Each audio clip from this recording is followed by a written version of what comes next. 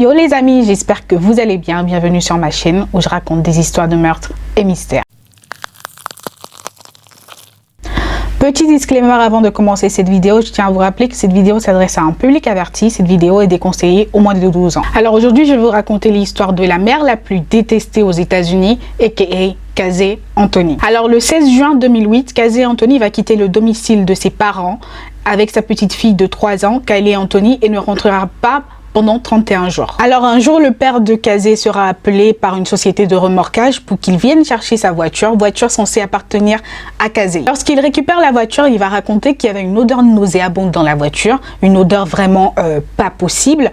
Carrément, il va dire que ça ressemblait à une odeur de décomposition. Et avec sa femme, ils vont nettoyer la voiture, vider tous les sacs poubelles qu'il contenait et ne vont pas hésiter à vider un Febreze complet dans la voiture juste pour chasser, faire partir cette odeur nauséabonde qu'il y avait dans la voiture. Et donc Casey n'étant pas rentré depuis 31 jours, sa mère va commencer à s'inquiéter, surtout que sa voiture a été remorquée.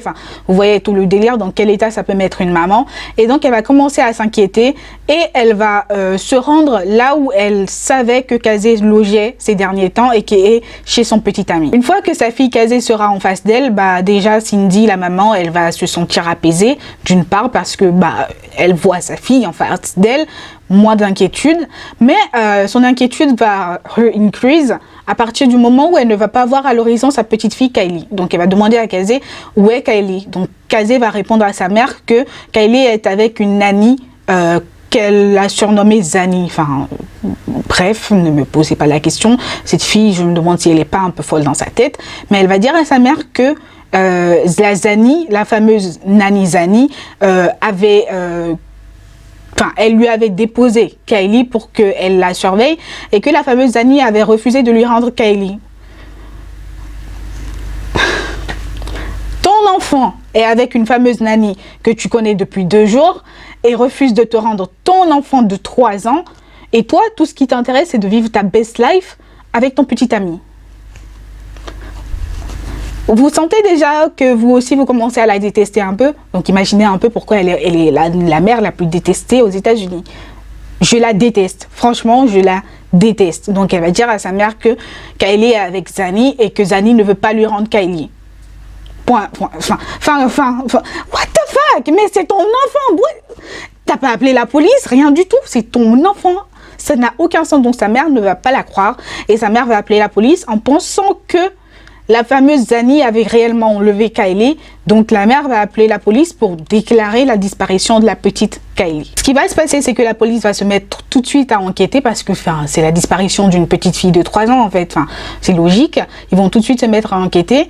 Et ce qui va se passer, c'est qu'ils vont se rendre compte qu'il n'y a pas de Zani à l'horizon. La fameuse Zani, elle n'existe pas.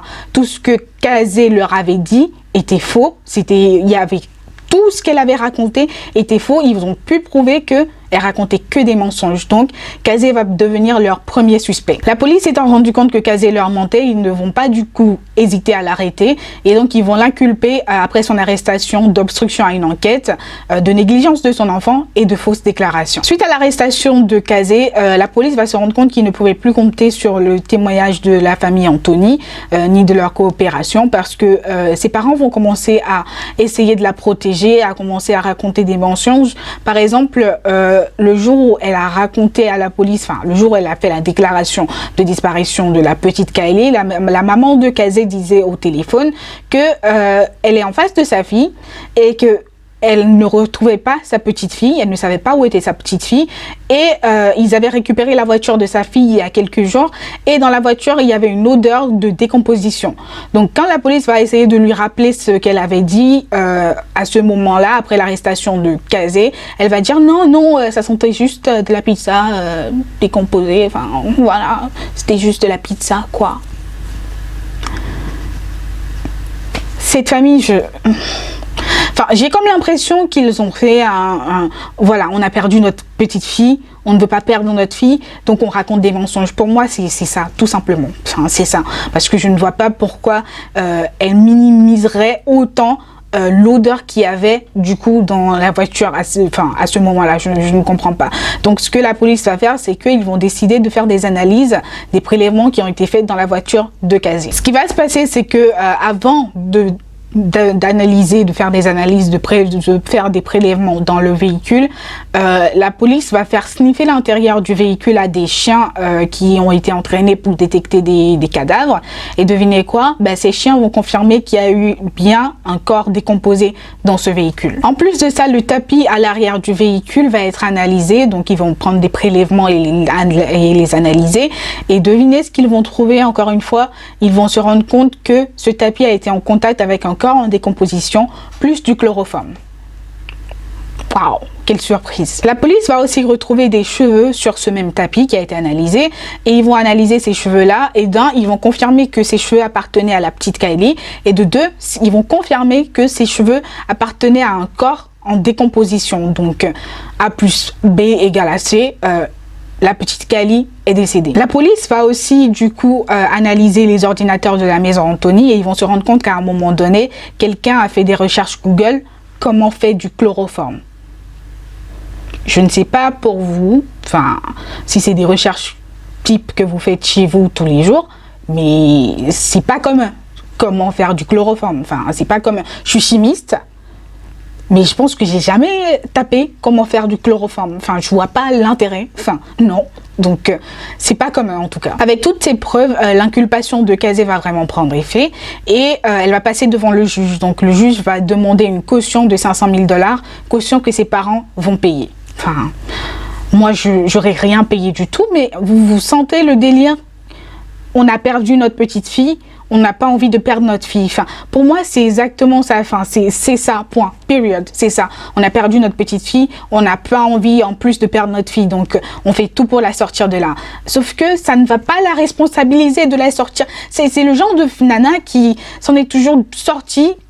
Quand elle fait des conneries, on arrive à la sortir de ça. Donc, forcément, ça ne veut pas la responsabiliser. Ça ne la responsabilisera jamais. Franchement, je ne comprends pas. Donc bref, en attendant son procès, Kazé sera encore arrêté dans une autre histoire. C'est une autre affaire. C'est une affaire de faux chèques. Et encore une fois, une caution de 500 000 $ sera demandée. Et encore une fois, ses parents vont payer cette caution-là pour la sortir de là. Et donc, en attendant le procès de Kazé, le 11 décembre 2008, le corps, ou plutôt les restes de la petite Kylie vont être retrouvés. Et à côté des restes seront retrouvés du coup une couverture Winnie l'ourson et un sac, vous voyez les sacs allongés, voilà, enfin un sac allongé Winnie l'ourson aussi. Le 19 décembre 2008, la police va confirmer que par ADN que ce sont bien les restes de la petite Kylie qui ont été retrouvés, et ceci va leur permettre en fait d'obtenir un mandat pour fouiller la maison des Anthony. Je vous invite à deviner ce qu'ils ont trouvé. Ils ont trouvé un sac qui correspondait au sac qui avait été retrouvé avec les restes de la petite Kylie. Faut savoir que c'est un sac qui se vend, un type de sac qui se vend par paire uniquement, et dans la maison des Anthony, ils vont en retrouver qu'un seul. Donc forcément, ça amène à penser que le deuxième était avec les restes de la petite Kylie, et ils vont se rendre compte que la chambre de la petite Kylie était une chambre à thème Winnie l'ourson. Donc forcément, ça correspond à la couverture de la petite fille Winnie l'ourson qui a été retrouvée avec elle. Donc toutes ces preuves-là vont amener le procureur à inculper Kazé de meurtre au premier degré. Et le 24 mai 2011, le procès de Kazé va débuter. Donc il y aura maintes et maintes théories sur ce qui s'est passé et qui a causé la mort de la petite Kylie. Personnellement, je pense que Kazé est bien responsable de la mort de sa petite fille, mais pas par choix. Je pense pas qu'elle ait assassiné sa fille. Enfin, je lui donne ce bénéfice de doute. Je ne pense pas qu'elle ait assassiné sa fille, mais je pense plutôt qu'elle est responsable du décès de sa fille par négligence, par mauvais choix, mauvaise parentalité, si ça a un sens pour vous. Je pense que c'est plutôt ça. C'est pas une maman qui va décider de noyer sa petite fille elle-même. Je pense que la petite Kylie aurait peut-être pu se noyer parce que sa mère ne la surveillait pas, ou elle aurait pu tomber, enfin je sais pas, mais il s'est passé quelque chose par négligence et ceci a causé la mort de la petite fille. Donc Kazé est quand même responsable du décès de sa fille, quoi que l'on dise. Donc bref, c'est ainsi que le 5 juillet 2011, le jury, après 10 heures de délibération, vont déclarer Kazé non coupable de meurtre au premier degré, mais coupable des autres chefs d'accusation de fausses déclarations à la police. Ceci va amener la juge à la condamner à payer 1000 $ de frais. Enfin, je vois pas l'intérêt, autant lui dire paye-nous en bonbons, enfin je comprends pas, et va la condamner à 1 an de prison, sauf que Kazé ayant déjà passé 3 ans en prison, elle sera libérée à l'issue du procès. Après le procès, Kazé sera incapable de payer son avocat du coup, de le payer avec de l'argent réel, et elle va donc faire parler d'elle parce que les gens vont se rendre compte que elle va le payer en faveur sexuelle. Yeah, en faveur sexuelle. Enfin, je sais pas trop, mais bon, pourquoi pas. Pourquoi pas. Et donc voilà les amis, c'est l'histoire de la tragique disparition de la petite Kylie Anthony. J'espère que cette histoire vous aura plu. J'espère que vous aurez kiffé quand même. Je vous souhaite une bonne journée, portez-vous bien et faites de bons choix.